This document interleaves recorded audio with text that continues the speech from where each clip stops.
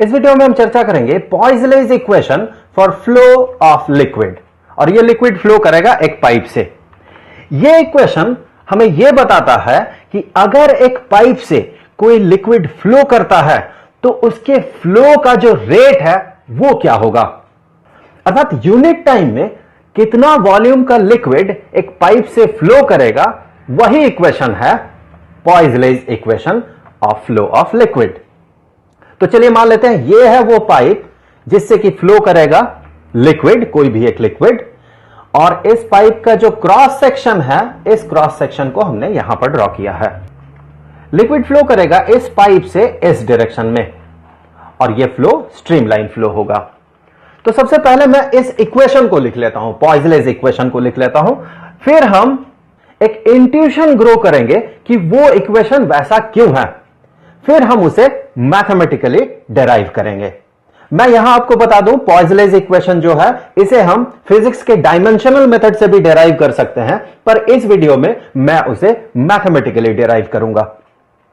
तो यह इक्वेशन है कि वॉल्यूम पर यूनिट टाइम जो कि फ्लो करेगा इस पाइप से वो लिक्विड, उसका वॉल्यूम होगा, यूनिट टाइम में जो फ्लो करेगा उसका वॉल्यूम होगा पाई टाइम्स प्रेशर, जो प्रेशर हम अप्लाई करेंगे इस लिक्विड पे।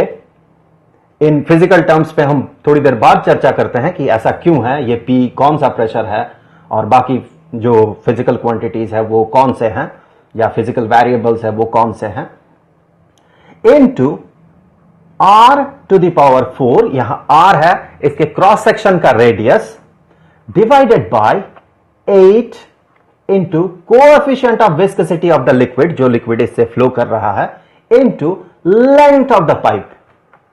यहां मैं आपको बता दूं ये जो है वॉल्यूम सिर्फ वॉल्यूम नहीं है, वॉल्यूम पर यूनिट टाइम है, वॉल्यूम पर यूनिट टाइम, अर्थात एसआई सिस्टम में बात करें तो एक सेकंड में लिक्विड का जो वॉल्यूम पास होगा इस पाइप से वो है ये। अब देखते हैं ये इक्वेशन ऐसा क्यों है। तो सबसे पहले देखते हैं ये P जो प्रेशर है ये कौन सा प्रेशर है। चलिए हमने माना कि इस लिक्विड पे, जो लिक्विड इस पाइप के अंदर है, उस लिक्विड पे हमने यहां पर एक प्रेशर अप्लाई किया, वो प्रेशर है P1, और अपोजिट एंड में हमने अंदर की तरफ एक प्रेशर अप्लाई किया, वो है P2। तो देखिए इस पूरे लिक्विड में जो इस पाइप के अंदर है उसमें जो नेट प्रेशर होगा वो नेट प्रेशर होगा, ये जो नेट प्रेशर होगा, ये नेट प्रेशर होगा जिसे हम P से इंडिकेट करेंगे, ये होगा P1 माइनस P2, यही P है, ये P। तो देखिए क्या volume flown per unit time इस लिक्विड का, जो कि इस पाइप से फ्लो कर जाएगा, फ्लो करके बाहर निकलेगा, ये फ्लो क्या प्रेशर पे डिपेंड करेगा? बिल्कुल करेगा। अगर हम एक्सटर्नली प्रेशर को बढ़ाते हैं तो ज्यादा से ज्यादा लिक्विड बाहर निकलेगा, अर्थात लिक्विड का जो फ्लो है उसका रेट बढ़ेगा। तो यह प्रेशर पे डायरेक्टली प्रोपोर्शनल होना चाहिए। अब देखते हैं ये जो वॉल्यूम पर यूनिट टाइम है जो कि फ्लो करेगा इस पाइप से, वो प्रोपोर्शनल होगा रेडियस के 4th पावर पे। ये कौन सा रेडियस है मैं यहां ड्रॉ कर लेता हूं। ये रेडियस है इसका जो क्रॉस सेक्शन है पाइप का, उस क्रॉस सेक्शन का रेडियस, और उसे मैं इस फिगर में भी ड्रॉ कर लेता हूं, और ये रहा रेडियस R। और ये रेडियस के 4th पावर पे डिपेंडेंट क्यों है, या फिर 4th पावर के साथ प्रोपोर्शनल क्यों है? इसका मतलब अगर हम रेडियस को बढ़ाते हैं तो volume of liquid phloem per unit time ये बढ़ेगा, अर्थात लिक्विड का फ्लो बढ़ेगा। अब देख लेते हैं ऐसा क्यों है। मान ले कि हमने दो पाइप कंसीडर किए, एक पाइप चौड़ी है, अर्थात इसका क्रॉस सेक्शन ज्यादा, इसके लिए R का जो वैल्यू है वो ज्यादा, और यह पाइप पतली है। आप खुद सोचे अगर सारे सिचुएशंस, बाकी सारे सिचुएशंस आइडेंटिकल हो, अर्थात जो लिक्विड फ्लो कर रहा है वो दोनों ही पाइप में सेम लिक्विड हो और एक्सटर्नल प्रेशर भी सेम हो, तो इन दोनों पाइप्स को देख के आप एक अंदाजा लगाइए कि किससे लिक्विड का फ्लो ज्यादा होगा। ऑब्वियस सी बात है कि जो पाइप चौड़ी है उससे लिक्विड का फ्लो ज्यादा होगा। पर यह रेडियस के फोर्थ पावर के साथ क्यों प्रोपोर्शनल है? हमें पता है कि रेडियस के स्क्वायर के साथ प्रोपोर्शनल होता है यह क्रॉस सेक्शनल एरिया।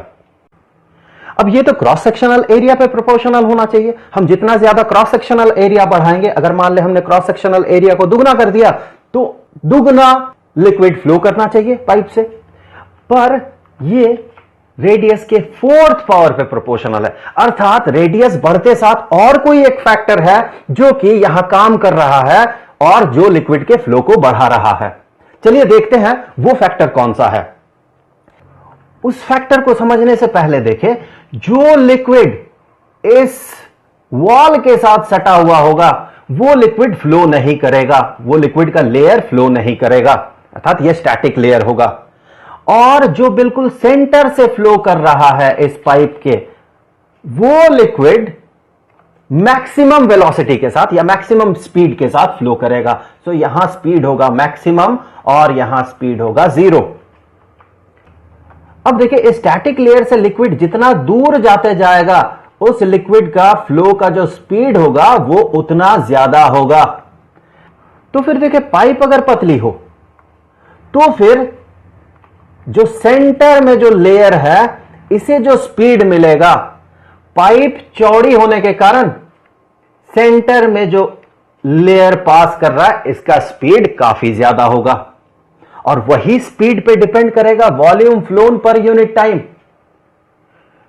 तो रेडियस बढ़ते साथ दो फैक्टर काम करता है जिसके कारण लिक्विड का फ्लो बढ़ता है।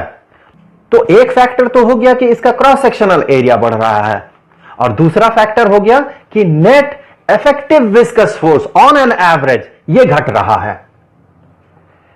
अब देखते हैं ये कोएफिशिएंट ऑफ विस्कोसिटी पे क्यों डिपेंडेंट है। इसके लिए कंसीडर करें कि दो पाइप है, दोनों बिल्कुल आइडेंटिकल है। एक से लिक्विड जो फ्लो कर रहा है उसका viscosity come, for example water, पानी, और दूसरे पाइप से, आइडेंटिकल पाइप से जिसमें कि हमने एक्सटर्नल प्रेशर भी सेम दिया है, सारे चीजें सेम है, पर उससे जो लिक्विड फ्लो कर रहा है वो ज्यादा विस्कस लिक्विड है, उसका कोएफिशिएंट ऑफ विस्कोसिटी ज्यादा है। इस केस में देखें कि जहां कोएफिशिएंट ऑफ विस्कोसिटी ज्यादा होगा, फॉर एग्जांपल कि वहां वो गोंद है, तो उस केस में रेट ऑफ फ्लो कम होगा क्योंकि विस्कस फोर्स उसे फ्लो होने से रोकेगा।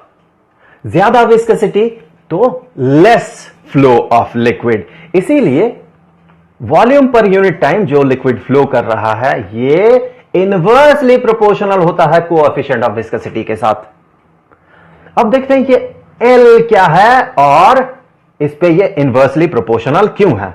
ये L है इस पाइप का लेंथ, तो ये हो गया इसका लेंथ।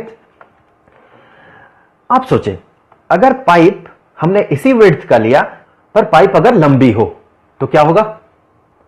ये कॉमन सेंस है कि पाइप अगर लंबी हो तो उससे फ्लो ऑफ लिक्विड कम होता है, फ्लो का जो रेट होता है वो कम होता है क्योंकि सारे लेयर्स के जो एरिया होता है वो एरिया बढ़ जाता है। इससे क्या होता है, ज्यादा विस्कस फोर्स अप्लाई होता है। आप ये प्रैक्टिकली भी देख सकते हैं कि अगर आपके पास दो पाइप है, दोनों से आप पानी का फ्लो करवा रहे हैं, तो फिर जो पाइप लंबी है उससे पानी का जो फ्लो होगा वो कम रेट से होगा और छोटी पाइप से पानी का फ्लो तेजी से होगा। तो इसीलिए ये जो रेट ऑफ फ्लो है ये पाइप के लेंथ के साथ इनवर्सली प्रोपोर्शनल है। तो ये तो था इंट्यूशन कि ऐसा क्यों होता है। अब चलिए इसे हम डिराइव कर लेते हैं इस इक्वेशन को। तो डिराइव करने से पहले मैं कुछ एजम्पशन आपको बता देता हूं कि हमें कुछ चीजें अज्यूम करना पड़ेगा। वो सारे एजम्पशंस हैं। सबसे पहले तो मैं यहां जो लिखूंगा ये सारे एजम्पशंस होंगे। पहला एजम्पशन ये है कि जो फ्लो होगा लिक्विड का वो फ्लो स्ट्रीमलाइन फ्लो होगा, स्ट्रीमलाइन फ्लो होगा। क्योंकि अगर टर्बुलेंट फ्लो है तो हम ये पता नहीं कर सकते हैं कि विस्कस फोर्स कितना अप्लाई होगा और हम इक्वेशन को डिराइव नहीं कर पाएंगे उस तरह के केस में, क्योंकि टर्बुलेंट फ्लो कोई डेफिनेट फ्लो नहीं होता है, इसका कोई डेफिनेट पैटर्न नहीं होता है। जो भी स्ट्रीमलाइन फ्लो नहीं है वही टर्बुलेंट फ्लो हो जाता है। So different kind of turbulent flow के लिए फ्लो ऑफ लिक्विड ये डिफरेंट हो जाएगा। दूसरा assumption हमारा ये होगा कि जो लिक्विड इस वॉल के साथ कांटेक्ट में है उसका जो स्पीड है वो है 0।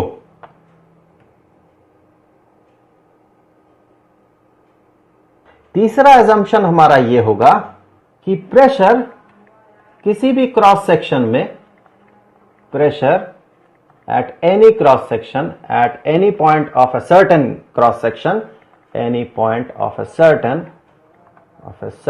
cross section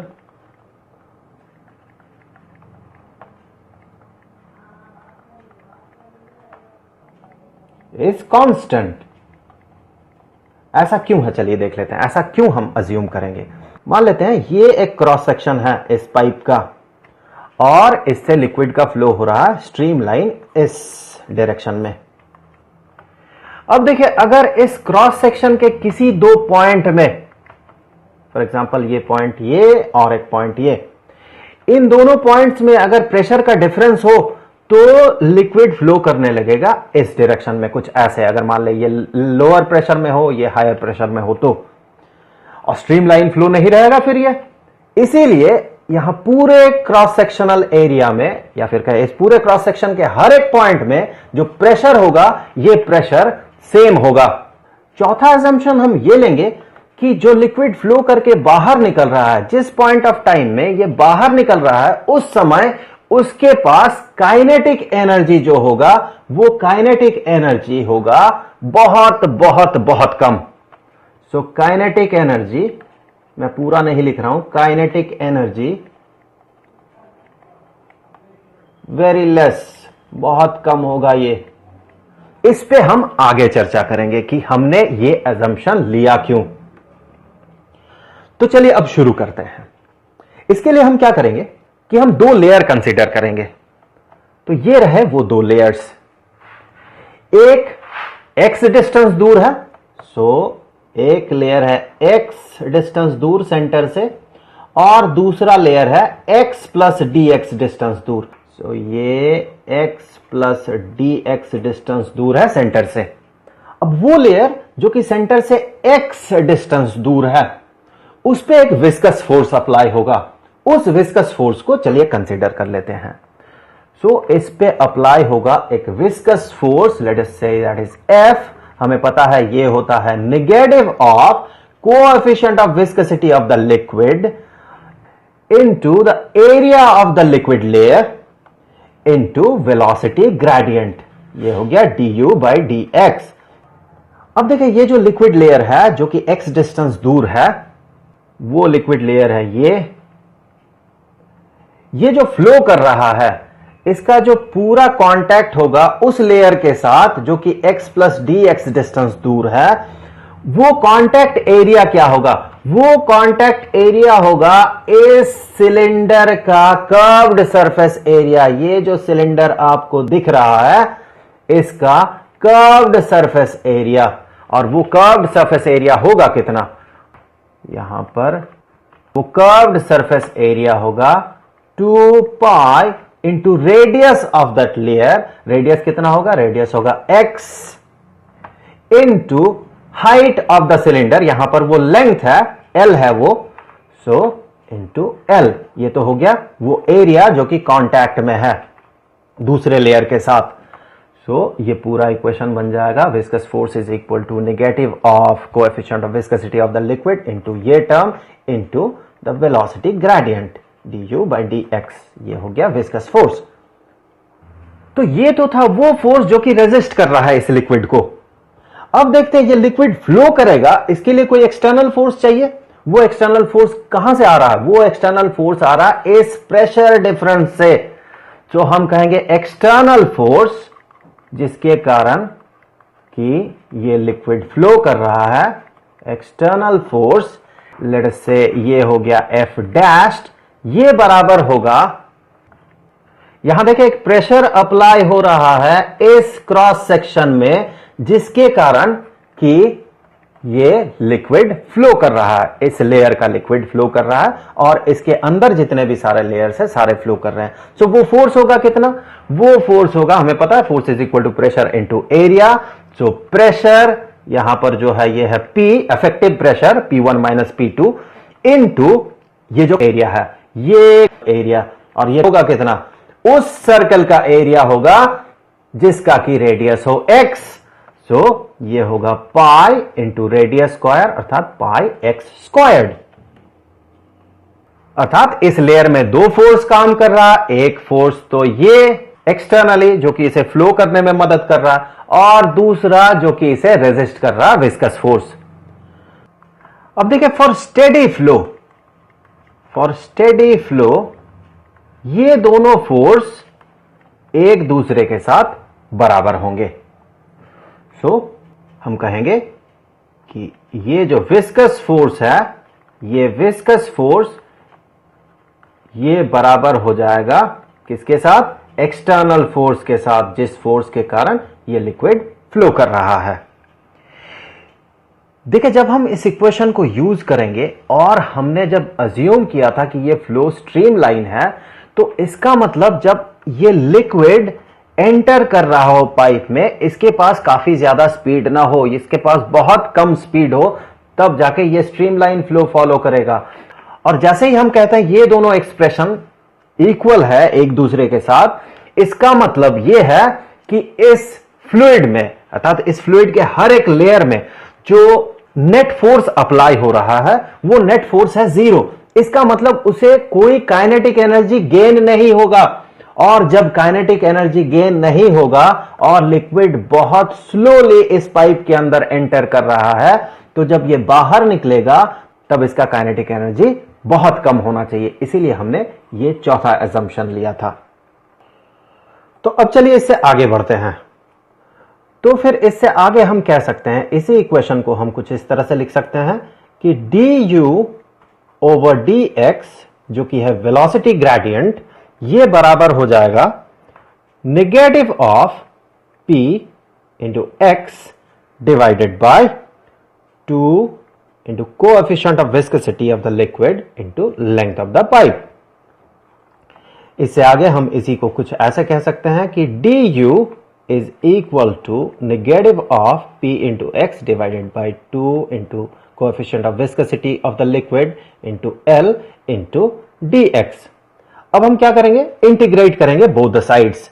सो इंटीग्रेट करने से क्या होगा, देखिए इंटीग्रेटिंग बोथ द साइड्स, तो हमें मिलेगा, जब हम du को इंटीग्रेट करेंगे सो हमें मिलेगा u, और जब इस टर्म को हम इंटीग्रेट करेंगे x के रेस्पेक्ट में तो हमें मिलेगा, देखिए ये एक कांस्टेंट टर्म है, x पे डिपेंडेंट नहीं है, तो उस कांस्टेंट टर्म को यहां लिखा जाए इंटीग्रल के बाहर। अब हम क्या करेंगे, x dx को इंटीग्रेट करेंगे। तो जब हम x dx को इंटीग्रेट करते हैं तो हमें क्या मिलता है, x squared divided by 2, so into x squared divided by 2। चूंकि ये इनडेफिनेट इंटीग्रल है तो हमें यहां पर एक कांस्टेंट ऑफ इंटीग्रेशन इंट्रोड्यूस करना होगा। लेट अस से वो कांस्टेंट ऑफ इंटीग्रेशन है c। अब इस c को हमें इवैल्यूएट करना होगा, तो उसके लिए देखिए एक सर्टेन सिचुएशन हम कंसीडर करेंगे कि जब x बराबर r हो, when x is equal to r। इसका मतलब क्या है, हम उस लेयर की बात कर रहे हैं जो कि यहां पर सिचुएटेड है, सेंटर से r डिस्टेंस दूर सिचुएटेड है, अर्थात वो इस पाइप के साथ सटा हुआ है, पाइप के वॉल के साथ। सो ऐसे स्थिति में ये जो u होगा ये कितना होगा, u क्या है, u है उस लेयर का स्पीड। तो अगर वो लेयर इस वॉल के साथ सटा हुआ है, इस पाइप के वॉल के साथ सटा हुआ है, तो उसका स्पीड कितना होगा, उसका स्पीड होगा 0। सो इस सिचुएशन में जो u होगा वो होगा 0। तो फिर सारे वैल्यूज को अगर हम इस इक्वेशन में पुट करते हैं तो हमें मिलेगा c का वैल्यू, ये c इज इक्वल टू, देखिए u की जगह 0 पुट करें और x के जगह पुट करें r, तो आपको मिलेगा c का वैल्यू है p into R squared divided by 4 into eta into L. तो फिर ये इक्वेशन क्या बन जाएगा, ये इक्वेशन बन जाएगा, यहां से हम कहेंगे कि u is equal to minus p x squared divided by 4 into eta into L, ये टर्म देखें, प्लस c के जगह हम कहेंगे यह है p into R squared divided by 4 into eta into L. So इससे आगे हम कहेंगे कि u ये बराबर होगा, कॉमन टर्म को बाहर रखें, p divided by 4 into coefficient of viscosity into length of the pipe into R squared minus X squared. So ये हो गया किसी भी लेयर का स्पीड जब वो लेयर सेंटर से x डिस्टेंस दूर है।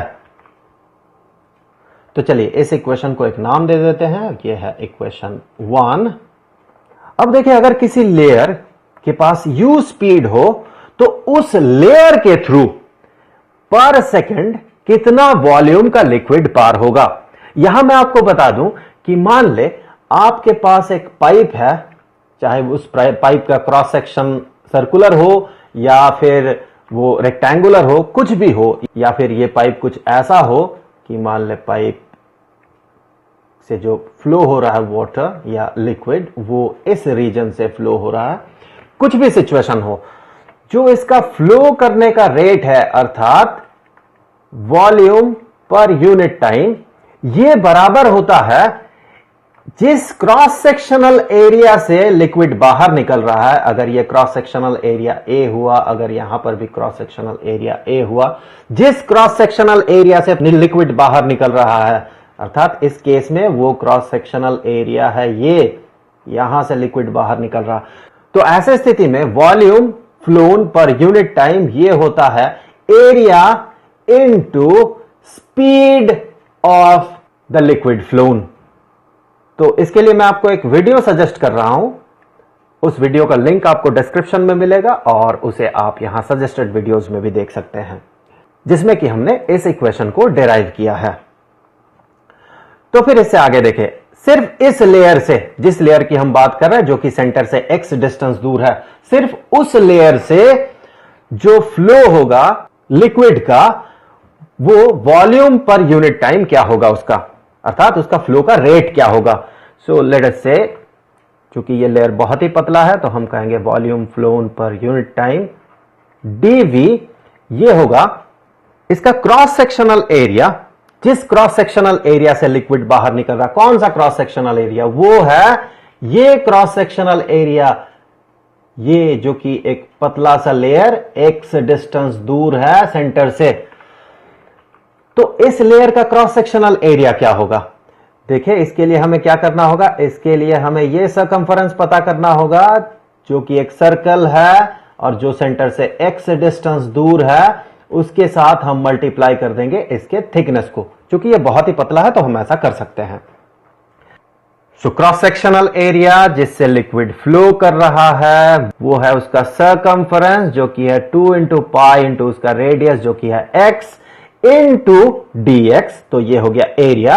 अब इसके साथ हम मल्टीप्लाई कर देंगे उस लेयर से निकला हुआ लिक्विड के स्पीड को जो कि है u, अर्थात हम यहां मल्टीप्लाई कर देंगे p divided by 4 into coefficient of viscosity of the liquid into length of the pipe into R squared minus X squared. अब पूरे पाइप से जो फ्लो होगा लिक्विड का वो कितना होगा, उसके लिए हम क्या करेंगे, हम इंटीग्रेट करेंगे dv को। सो dv को हमने कर दिया इंटीग्रेट। सो ये बताएगा पूरे क्रॉस सेक्शन से कितना लिक्विड बाहर निकलेगा पर यूनिट टाइम। सो इसके लिए हमें राइट हैंड साइड को भी इंटीग्रेट करना होगा। सो हमने कर दिया राइट हैंड साइड को भी इंटीग्रेट। तो यहां पर देखें हम पहले कांस्टेंट टर्म बाहर निकाल लेते हैं। सो 2 पाई, ये डिपेंडेंट नहीं है x पे, p over 4 into coefficient of viscosity into length, ये पूरा का पूरा एक्सप्रेशन ये x पे डिपेंडेंट नहीं है। सो हम इंटीग्रेट करेंगे x into R squared minus X squared को x के रेस्पेक्ट में। सो ये बन जाएगा R squared x minus X cubed. So इसे हम इंटीग्रेट करेंगे। इससे आगे बढ़ते हैं तो फिर v जो कि है volume flown per unit time, ये बराबर हो जाएगा 2 पाई into P over 4 into eta into L. अब हम इस पार्ट को इंटीग्रेट करेंगे और उससे पहले हमें यहां पर एक लिमिट पुट करना होगा। लिमिट देखें, हम x के रेस्पेक्ट में इंटीग्रेट कर रहे हैं और साथ ही साथ हमें यह पता लगाना है कि पूरा का पूरा जो क्रॉस सेक्शन है इससे कितना लिक्विड फ्लो कर रहा है। अर्थात यहां पर x का जो लिमिट होगा वो इस लेयर से लेके आउटर मोस्ट लेयर तक होगा। तो इस लेयर के लिए जो कि सेंटर से पास कर रहा है उसके लिए x का वैल्यू कितना, उसके लिए x का वैल्यू 0, और जो कि आउटर मोस्ट लेयर है जो कि बिल्कुल सटा हुआ है इस वॉल के साथ, पाइप के वॉल के साथ, उसके लिए x का वैल्यू क्या होगा, उसके लिए x का वैल्यू होगा r। सो लिमिट हो जाएगा 0 टू r। सो लिमिट यहां पुट कर ले 0 टू r। अब चले आगे इंटीग्रेट करते हैं। तो सबसे पहले इस पार्ट को जब हम इंटीग्रेट करेंगे तो ये बन जाएगा आर स्क्वायर्ड, जो कि एक्स पे डिपेंडेंट नहीं है, R squared into X squared divided by 2। अब जब इसके लोअर लिमिट और अपर लिमिट को हम पुट करेंगे तो एक्स स्क्वायर्ड की जगह हम पुट करेंगे आर स्क्वायर्ड। सो ये बन जाएगा R to the power 4 divided by 2। और जब हम इस पार्ट को इंटीग्रेट करेंगे तो हमें मिलेगा x to the power 4 divided by 4। जब हम लिमिट्स पुट करेंगे x के जगह, लोअर लिमिट 0 और अपर लिमिट r, तो यही बन जाएगा r to the power 4 divided by 4। सो ये बन गया r to the power 4 divided by 4। अब इससे आगे देखें, ये volume flown per unit time, ये हो जाएगा 2 into pi into P over 4 into coefficient of viscosity of the liquid into length of the pipe into, इसे इवेल्युएट करें तो ये बन जाएगा r to the power 4 divided by 4। सो ये इक्वेशन बन गया, volume flown per unit time is equal to pi into pressure difference between two ends into radius raised to the power 4 divided by 8 into coefficient of viscosity of the liquid into length of the pipe. So यही वो equation है, पॉइज़लेज equation, जिसे हमें derive करना था और हमने इसे डिराइव किया मैथमेटिकली।